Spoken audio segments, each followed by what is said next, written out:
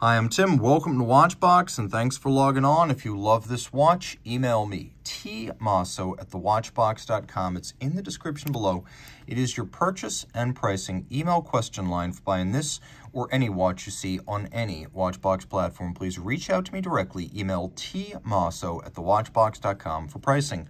Today, we're discussing a 306-piece limited edition that bowed in May 2022, part of the still young collaboration between Girard-Perregaux and Aston Martin cars. This is the Laureato Absolute Chronograph Aston Martin F1 edition in a combination of, well, for the most part, titanium, carbon fiber, rubber, and sapphire. It's a very light watch in spite of its size. So 44 millimeters in diameter, is 15.4 millimeters thick, and then from lug tip to lug tip, 53.2 millimeters. Again, it is very, very light. If you're wondering where the Laureato Absolute sits in the world of watches, the Laureato Absolute is to the Laureato what the Royal Oak Offshore is to the Royal Oak.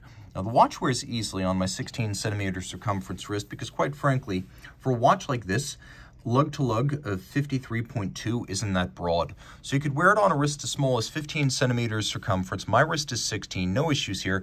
It's neither thick nor particularly thin, but it's hardly offensive for a watch of this class. It should fit underneath a jacket cuff. You can see it's not super broad, and it's actually not overhanging the edge of my wrist. It's right out to the edge, but it's not overhanging, and you can see this better down the barrel than over the top.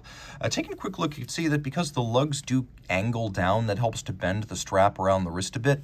And the strap, although it looks like it may be textile, it's actually an embossed combination of a rubber and then on top of that, there is a weave. So get really close, and you can see that it's a green Aston Martin racing green thread, and that's both for the binding stitch outboard and for the center line. Now, the reason I say this a little bit deceptive is because what appears to be a binding stitch isn't actually binding anything because there's more rubber on the bottom. So this is a strap that is designed to be worn in the water. It's leather in no part, making it very viable, and given this watch's 100-meter water resistance, that is something of which you may avail yourself. Now, here we have a combination of titanium and then some composite inserts, and what's fascinating is that there's a little push button slider inside here that you can use for micro sizing the fit of the clasp. That's a rare thing, and it's welcome because it's useful. It's great if you're in between strap hole sizes. Now, taking a quick look at how all this works, you actually tuck the strap in underneath the clasp, and then once it's tucked in, all the excess length hides underneath the clasp body and the straps. There's no need for minder loops here, and it is a twin trigger release, so you can see the twin trigger ensuring it will not pop open inadvertently. Rolling back to the case, it is carbon fiber, but there's actually something else in there. If you look carefully, you can see pigments of Aston Martin racing green, because this case is made up of shredded titanium and carbon fiber from the 2021 Aston Martin Formula One team race cars. And you could see little hints of that racing green inside the carbon fiber matrix, but you can really easily see the glowing metallic elements of the shredded titanium. And Girard-Perregaux says that this material isn't just ornamental. They say it's actually more ductile and easy to shape than conventional carbon fiber. And who am I to dispute? It looks great. I'm just going to assume that the mechanical properties of it are what they say. What's nice, though, is that carbon fiber does a great job of hiding scratches. Now, the original Laureato of 1975 was one of the original integrated bracelet sports watches, and it also introduced the rounded polygonal bezel to Girard-Perregaux design. That was the era of integrated bracelet, rounded polygon bezel sports watches, and GP was one of the plank owners, one of the first in that space. So this is an exaggerated version of that. You can see it's highly layered, stepping inward each time to create the impression of a thinner watch. You can even see that they beveled the edge of the bezel, which I really appreciate. We've got a block gloss crown. This black gloss crown actually has a faceted profile. If you look at how it's shaped, it echoes the design of the bezel, acknowledging that this is a design icon of Girard-Perregaux. Now, we have two elements. We have the electric yellow that Aston Martin has been using on its race cars, particularly its endurance sports cars in recent years, plus a more traditional Aston Martin racing green, which is almost like British racing green with some metallic elements and undertones of blue.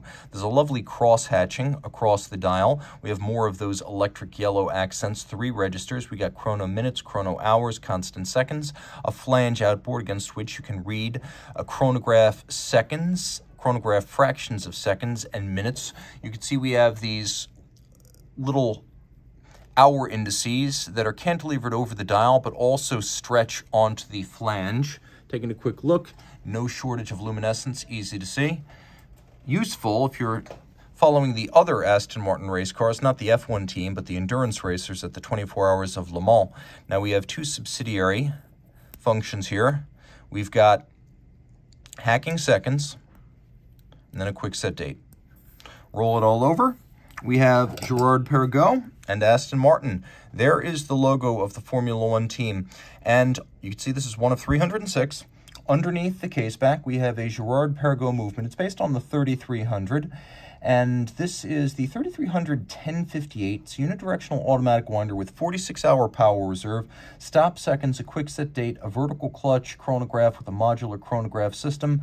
It beats away at 8 beats per second and pivots on 63 joules. The high joule count is because it is a modular chrono. If you look carefully in profile, you'll see that the center line of the chrono pushers is somewhat higher than the center line of the crown. That's because the chronograph module goes on top. But because it is a vertical clutch chronograph module, the seconds hand starts without any of the jump or stagger that would be characteristic of a lateral clutch. It is a good-looking movement with a combination of sharp anglage, engine turning, blued screws, polished locating pegs, and both linear and circular Côte de Genève. So an attractive movement all around, and one that is well associated with Girard-Perregaux. It's one of the Cadillacs of tractor movements used throughout the industry. You can also see that there's a lovely solarization on the ratchet wheel as well as the barrel, so it's good looking. Reach out to Team Mosso at thewatchbox.com for purchase and pricing details.